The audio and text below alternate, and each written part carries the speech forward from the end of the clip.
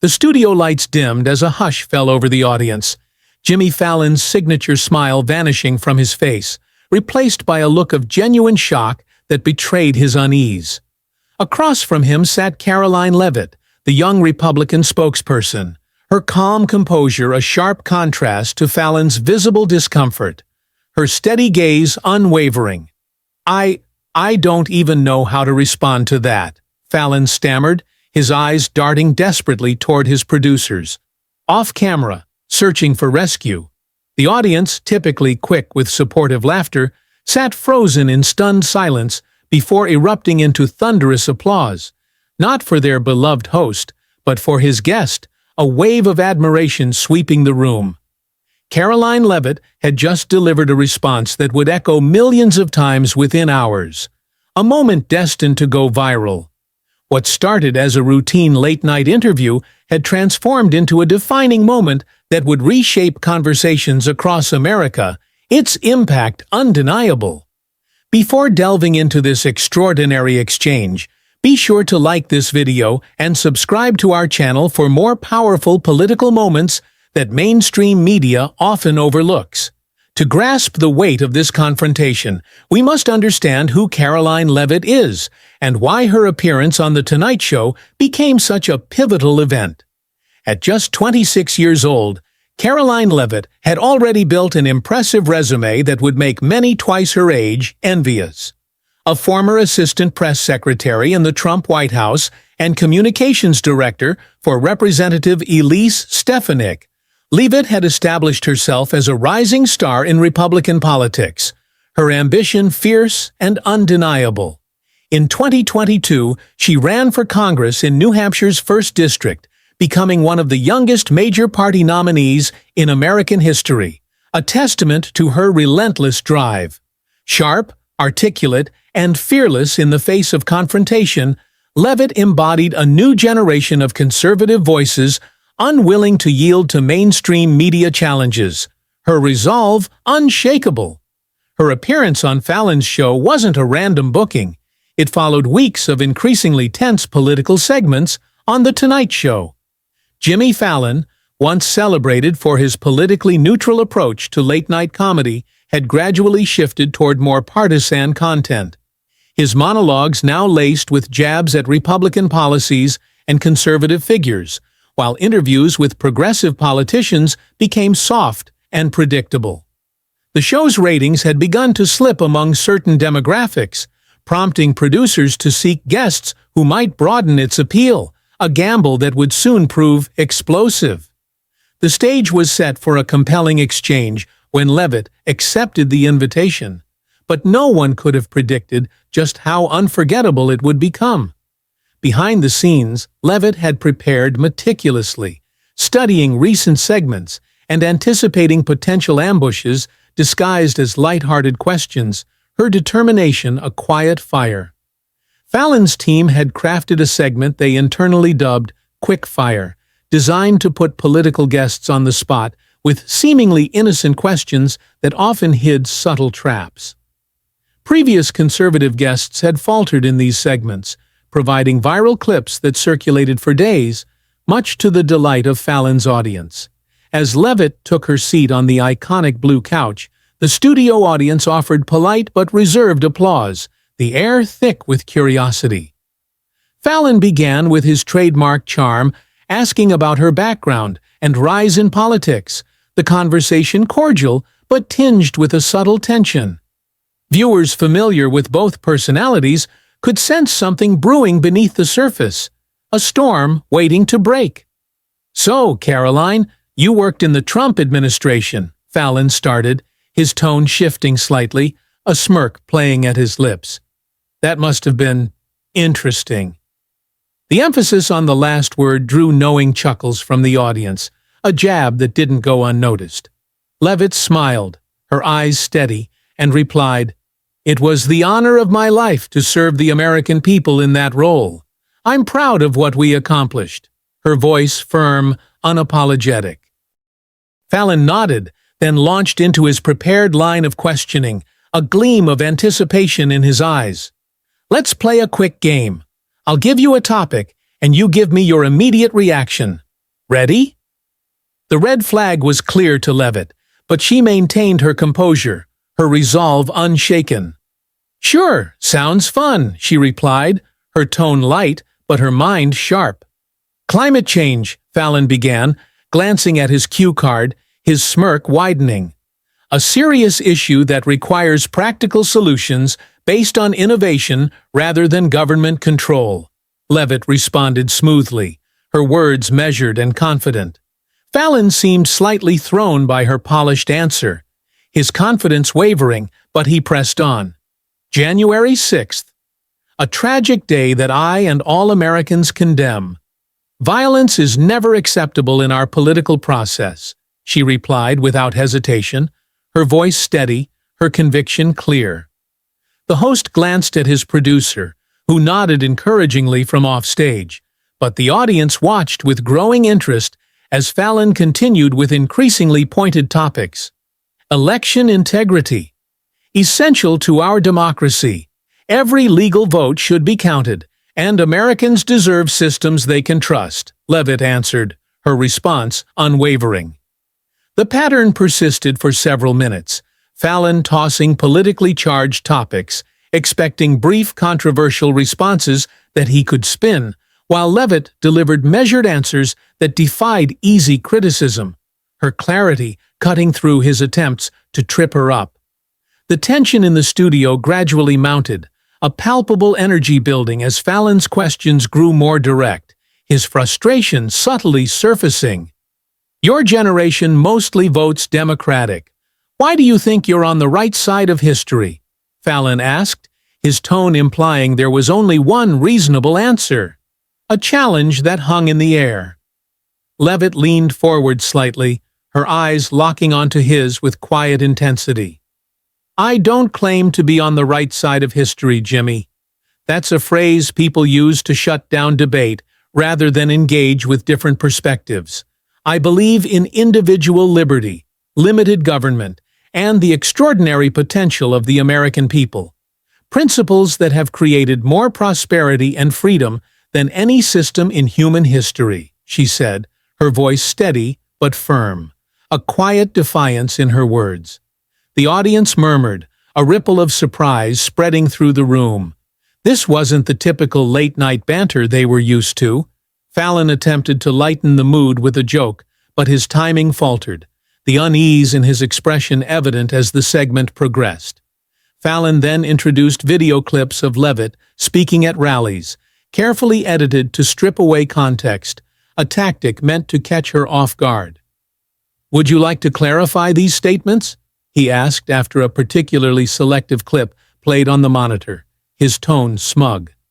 I'd be happy to provide the full context that was missing from that edited clip, Leavitt replied calmly, then proceeded to explain the broader point she had been making, her explanation far more reasonable than the snippet suggested, her composure unshaken. Members of the audience exchanged glances, their surprise evident. This wasn't following the usual script of a political guest being embarrassed by their past statements, and Leavitt's clarity was winning them over. Sensing the segment slipping from his grasp, Fallon decided to deploy what his team considered their strongest material. He pulled out a blue card, signaling to regular viewers that they were moving to a segment called Truth or Tweet, where guests were confronted with social media posts and asked to defend them, a setup designed to fluster. I found this interesting, Fallon said, reading from the card with a hint of triumph. In 2022, you said that young Americans are struggling because of failed democratic policies.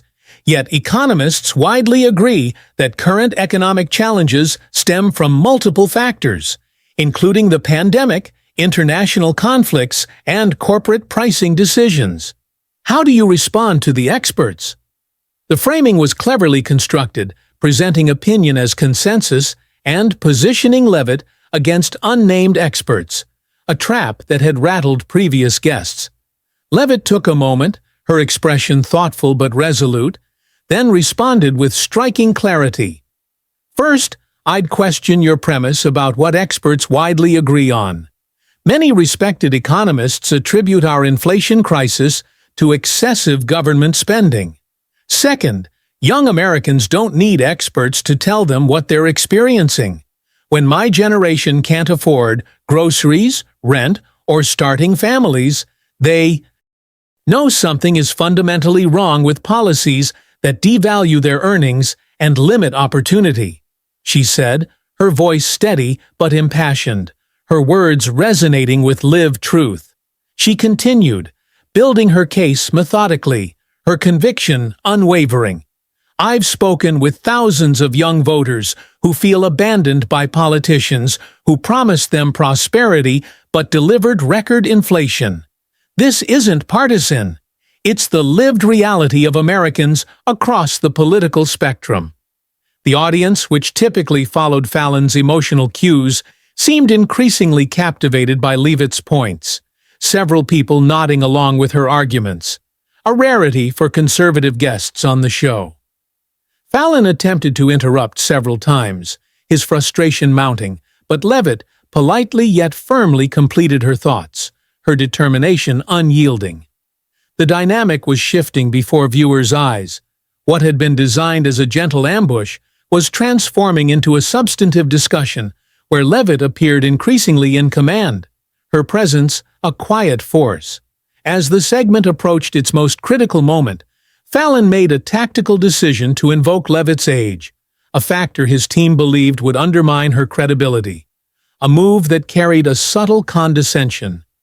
"You know, Karoline," Fallon said, his tone tinged with a patronizing edge, "you're very articulate for someone so young, but don't you think there's value in the perspective that comes with more life experience?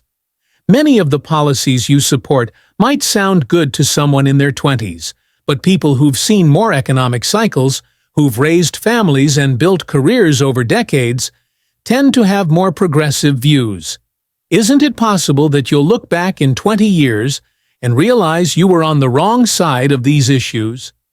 The question hung in the air, carefully crafted to sound respectful, while fundamentally challenging Leavitt's right to her political positions based on her age, a subtle but cutting dismissal. The studio grew quiet, the tension palpable as cameras captured Leavitt's expression.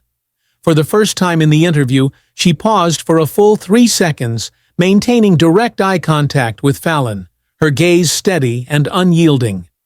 The moment was electric. Viewers could sense she was about to say something consequential, the air thick with anticipation. "Jimmy," she began, her voice clear and measured, each word deliberate, "would you have asked that question to a 26-year-old progressive? Would you suggest to a young Democratic spokesperson that their views are invalid because of their age?" Fallon blinked rapidly, his composure faltering, but he didn't respond, the weight of her words sinking in. The idea that wisdom only moves in one political direction is precisely the kind of assumption that drives young conservatives to speak out, Leavitt continued, her voice steady but carrying a quiet intensity. "I respect people of all ages and all viewpoints. That respect should be reciprocal." She leaned forward slightly, her presence commanding.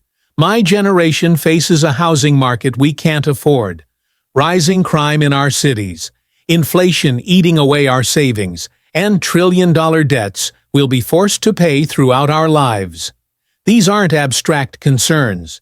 They're the direct results of policies implemented by people who won't live long enough to face the consequences." The studio was completely silent now, the audience fully engaged as Leavitt pressed on, her words resonating with a generation's frustration. "So, when you ask if I'll change my mind with age, I'd suggest a different question.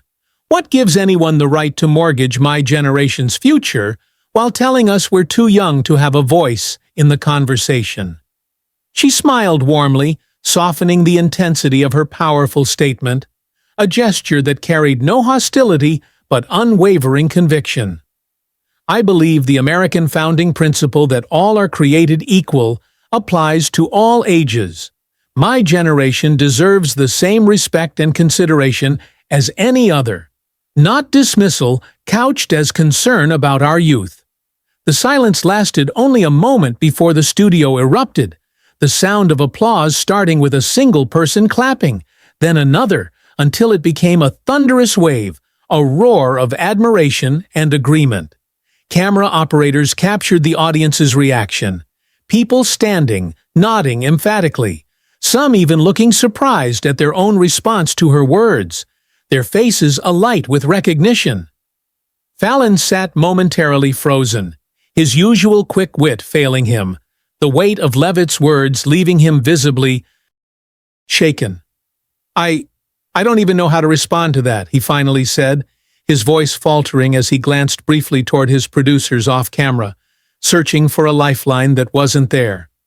The applause continued, forcing the show to cut to an unplanned commercial break, the energy in the room too powerful to contain. Before the camera stopped rolling, viewers could see Fallon attempting to regain his composure, his hands fidgeting, while Leavitt sat calmly, the confidence of someone who came prepared for exactly this moment evident in her serene demeanor, a quiet triumph in her eyes. When the show returned, the dynamic had noticeably shifted, the air now charged with a newfound respect. Fallon's questions became genuinely curious rather than loaded, and a real conversation emerged for the remaining minutes, a rarity in late-night television that felt like a breath of fresh air. As the segment concluded, Fallon seemed to have developed a genuine respect for his guest, regardless of their political differences, his earlier smugness replaced by a reluctant admiration. "You've given us a lot to think about," he acknowledged, shaking her hand with authentic warmth, his voice carrying a sincerity that hadn't been there before. "And I think we'd all benefit from more conversations like this," he added, a sentiment that felt like a small but significant concession. Within minutes of the segment airing, clips began circulating across social media platforms. The exchange quickly dubbed the Fallon Freeze as viewers shared, the moment when the host was rendered temporarily speechless, a moment that captured the nation's attention.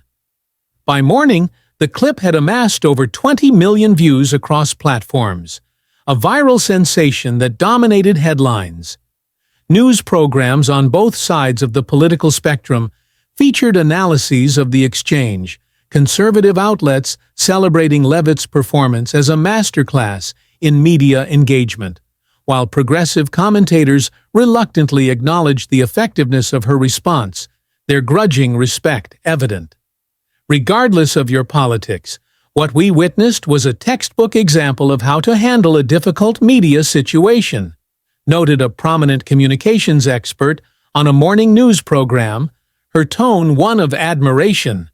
Leavitt maintained composure, redirected loaded questions, and delivered a principled response that resonated beyond ideological boundaries, she added, a sentiment that echoed across analyses. The Tonight Show's social media accounts, which typically posted multiple clips from each episode, notably omitted the exchange from their feeds, a telling omission, but the full segment was already being shared widely by viewers who had recorded it, their enthusiasm uncontainable. Requests for Leavitt as a guest on other programs surged, and network executives who had previously hesitated to feature younger conservative voices began reconsidering their booking practices, the impact of her performance undeniable. Several late-night hosts reportedly reviewed the exchange with their teams, discussing how to better engage with guests across the political spectrum, a ripple effect that hinted at change. The impact extended beyond media circles, reaching into academic spaces with a quiet but profound resonance. University professors in communications and political science departments incorporated the clip into their teaching materials, recognizing its value as a case study. This will be studied for years as an example of effective messaging in a hostile environment, predicted one academic on her widely followed social media account, her words carrying a sense of inevitability. For Leavitt personally, the appearance transformed her public profile, her star rising even higher. Her social media following increased by over 200,000 in just 24 hours, a testament to her impact, and speaking requests from organizations across the country flooded her office, a wave of recognition that affirmed her voice.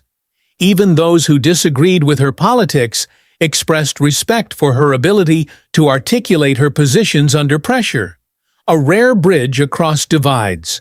Perhaps most significantly, the exchange sparked conversations about age-based assumptions in political discourse, a dialogue that felt long overdue. Opinion pieces appeared in major publications with titles like, "Is Ageism the Last Acceptable Prejudice in Politics?" and "What Young Voices Bring to National Conversations," their words a call for reflection. The discussion transcended partisan boundaries, with commentators from across the spectrum acknowledging the problematic nature of dismissing perspectives based on age, whether young or old, a conversation that felt both timely and necessary. In a surprising development, Fallon himself addressed the viral moment in his monologue the following night, his tone reflective. "Last night, we had a conversation that got a lot of people talking," he acknowledged, a hint of humility in his voice. "And you know what? That's a good thing. We could all use more moments that make us think, that challenge our assumptions. I've read your comments, and I hear you." While not quite an apology, his acknowledgement represented something rare in the increasingly polarized media landscape, a willingness to reflect on the exchange rather than defensively dismiss it, a moment of introspection that resonated with viewers. Political analysts noted that the moment represented something larger than one interview, a shift that felt seismic. "What we witnessed," explained a veteran political consultant, "was a generational shift in how conservative messaging is delivered. The old models of communication are being replaced by a more direct, authentic approach that connects across traditional barriers." A sentiment that captured the moment's broader significance. A week after the appearance, polling data revealed a notable shift in younger demographics, a ripple effect that caught the eye of political strategists. Interest in conservative policy positions had increased among viewers aged 18 to 34 who had seen the exchange, and while not a mass conversion, the movement was significant enough to spark attention from both major parties, a sign of Leavitt's influence. "This is how you change culture," noted one commentator, her voice filled with conviction. "Not through shouting matches or gotcha moments, but through articulate, principled communication that forces people to reconsider their assumptions." The Karoline Leavitt moment on The Tonight Show serves as a powerful reminder that authenticity and preparation can overcome even the most challenging media environments, a lesson that resonated deeply. While most political guests enter these situations playing defense, Leavitt demonstrated the effectiveness of respectful but firm engagement with difficult questions, her approach a blueprint for others. This defining exchange carries valuable lessons for viewers across the political spectrum, a call for better dialogue. It reminds us that substantive conversations are possible even in formats designed for entertainment, that media figures can be challenged to engage more honestly with diverse viewpoints, and that respect, firmly requested and freely given, can transform confrontation into genuine dialogue, a rare and precious outcome. As our political landscape continues to evolve, moments like these provide a template for more productive engagement, a beacon of hope. They remind us that behind the labels and assumptions we often attach to one another lie people with principles, experiences, and perspectives worthy of consideration, a truth that feels both timeless and urgent. What moment in this exchange did you find most powerful? Do you remember when late-night television featured more balanced political discussions? Share your thoughts in the comments below, and don't forget to like and subscribe for more analysis of the media moments that are shaping our national conversation. Your support helps us continue bringing you the stories that matter but aren't covered by mainstream sources, a mission that feels more vital than ever.